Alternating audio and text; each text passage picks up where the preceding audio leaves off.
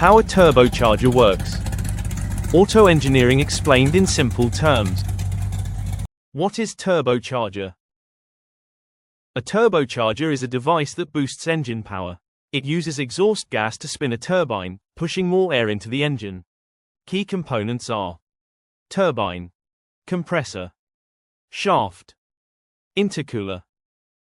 Here is a simple diagram which explains about turbo components clearly, in which we can see turbine, compressor outlet, compressor impeller, turbine outlet, turbine inlet, shaft, compressor inlet. How a turbocharger works. At first, engine throws out exhaust gases from exhaust manifold. Then through turbine inlet exhaust gases spins the turbine. Then through compressor inlet, the compressor pulls in and compresses in air. It means, more air equals to more power inside the engine.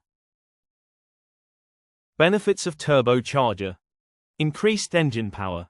Better fuel efficiency. Smaller engines, but same performance. Performance of turbocharger explained in chat diagram. As you can see in this chart, turbocharged engines use less fuel than regular engines.